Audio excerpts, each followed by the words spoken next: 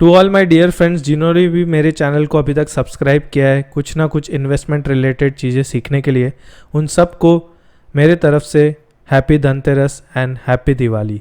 तो आज का ये वीडियो काफ़ी हेल्पफुल रहने वाला है आपके लिए। क्यों आपको गोल्ड ETFs में इन्वेस्ट करना चाहिए या फिर सॉवरेन गोल्ड बॉन्ड में, ये सारी चीज़ें इस वीडियो के अंदर समझने वाले हैं। अभी तक तो हमने सिर्फ और सिर्फ म्यूचुअल फंड और इंश्योरेंसेस की बातें की है, बट गोल्ड ETF के बारे में शायद मैंने ज़्यादा बात नहीं किया है अभी तक। इस धनतेरस के अवसर पर जब सब लोग कुछ ना कुछ बाज़ार में गोल्ड खरीदते हैं फिज़िकल फॉर्म में, मैं आपको एडवाइस करता हूँ rather than buying physical gold, आप डिजिटल गोल्ड लीजिए, गोल्ड ETFs लीजिए, सॉवरेन गोल्ड बॉन्ड लीजिए। इससे होगा क्या, इसके बारे में अभी डिटेल में डिस्कस करेंगे।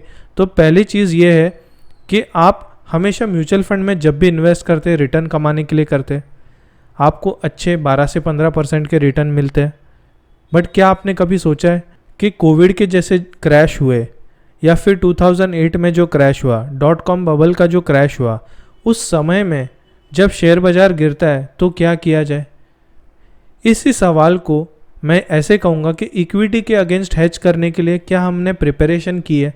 हम इन्फ्लेशन को बीट करने के लिए ही तो म्यूचुअल फंड में पैसा लगा रहे हैं, बट इक्विटी अगर मार्केट गिर जाती है उस समय क्या करना चाहिए?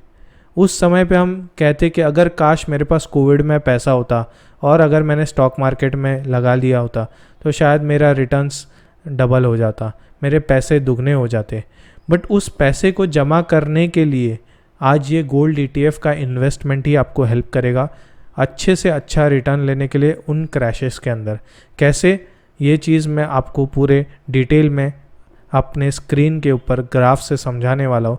दो म्यूचुअल फंड्स को कंपेयर करेंगे, एक है HDFC इंडेक्स फंड और दूसरा है HDFC गोल्ड फंड। तो इन दोनों का मैं आपको एक चार्ट पैटर्न बताऊंगा जिससे आपको ये चीज़ क्लियर होगी कि गोल्ड ETF में इन्वेस्ट क्यों करना चाहिए। तो चलिए शुरू करते हैं।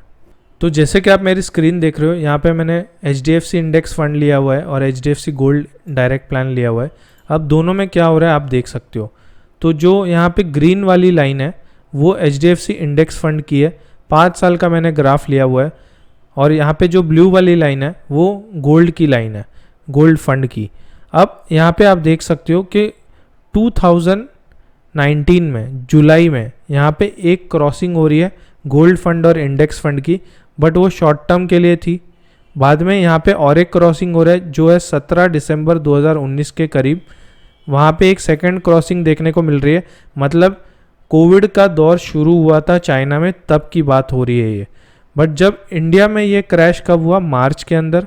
तो यहाँ पे आप देख सकते हो 2 मार्च से धीरे धीरे मार्केट जो है यहाँ पे गिरता हुआ दिख रहा है हमको। दोनों बाजू में सेम सिचुएशन से यहाँ पे मार्केट गिरते हुए दिखा हमको। और जब मार्केट क्रैश हुआ तो अब आप देख सकते हो गोल्ड ने अच्छा परफॉर्म किया है यहाँ पे कंपेयर टू मार्केट। तो जब आप गोल्ड ETF में SIP करके रखे हो और यहाँ पे जब भी मार्केट क्रैश होगा तो बेनिफिट किसको होगा? आपको होगा। यहाँ पे आप देख सकते हो कि जब भी मार्केट क्रैश होता है गोल्ड अच्छा परफॉर्म करते हुए दिखता है। ये आप पहले के भी ग्राफ्स उठा के देख लो, सेम पैटर्न्स आपको देखने को मिलेंगे। तो अगर आपने SIP विथ म्यूचुअल फंड कुछ गोल्ड फंड में रखी है लॉन्ग टर्म में 7 ईयर्स, 10 ईयर्स, 15 ईयर्स के लिए, तब जब भी ऐसा क्रैश आएगा तो आपकी SIP पे आप STP लगाइए। STP लगाइए 1 साल का, जिसमें इस पूरे दौरान जब ये मार्केट क्रैश हुआ है और फिर क्रैश होने के बाद धीरे धीरे उठते हुए दिख रहा है, तो वो सारा पैसा आपका जो है एक अच्छा इन्वेस्टमेंट SIP के थ्रू एवरेज हो जाएगा और आपका इक्विटी रिटर्न उसके बाद जब मार्केट फिर से ठीक हो जाएगा तब पूरा का पूरा अच्छा रिटर्न देखने को मिलेगा। ऑलमोस्ट आपका पैसा डबल होते हुए दिखेगा। This is just with in 2 years maximum बात कर रहा हूँ। तो ये सारी चीज़ें काफ़ी इंपॉर्टेंट है। लोग गोल्ड ETF के बारे में शायद नहीं जानते होंगे, तो इस वीडियो से उनकी हेल्प होगी। शेयर करना उनको कितना इंपॉर्टेंट एसेट क्लास है। ये एसेट क्लास एक ऐसा एसेट क्लास है जिसमें आप देख सकते हो यहाँ पे मिनिमम SIP अमाउंट जो है 10 रुपीज़ से गोल्ड ETF शुरू होता है। ठीक है, एक्सपेंस रेशियो काफ़ी कम है। यहाँ पे एग्जिट लोड भी 1% है। 3 साल के बाद अगर आप इन्वेस्टमेंट हटा दियो तो इंडेक्सेशन के हिसाब से आपको टैक्सेशन आता है। मतलब यहाँ पे अगर इक्विटी इन्वेस्टमेंट में 15% फ्लैट टैक्सेशन है तो गोल्ड ETF में कम है। प्लस 5 साल का टेन्योर की बात करें तो अगर इंडेक्स फंड ने 13.8% रिटर्न दिया है तो गोल्ड ने 12.8% रिटर्न दिया है, तो कोई ख़राब रिटर्न्स नहीं है। तो आई होप ये वीडियो काफ़ी हेल्पफुल रहा होगा आप सभी लोगों के लिए। आज धनतेरस का दिन है। अभी तक अगर गोल्ड ETF का फंड आपने अपने पोर्टफोलियो में अगर ऐड नहीं किया है तो मैंने नीचे लिंक दिया है, आप मेरे लिंक से जाकर अपना गोल्ड ETF का पोर्टफोलियो म्यूचुअल फंड में जाके सिलेक्ट कर सकते हैं। टॉप 3 गोल्ड ETF फंड्स में निपॉन इंडिया, SBI और कोटक गोल्ड फंड, ये 3 अच्छे गोल्ड फंड्स है जिसमें आप जाके इन्वेस्ट कर सकते हो और अच्छा रिटर्न्स ले सकते हो। जैसे कोविड का क्रैश आया, आगे फ्यूचर में ऐसा कोई क्रैश आए तो उसमें ये फंड काफ़ी हेल्प करेगा। एज एन इमरजेंसी फंड आप इसको रख सकते हो। लंबे समय में अच्छे रिटर्न्स की उम्मीद कर सकते हो आप गोल्ड ETF इन्वेस्टमेंट से।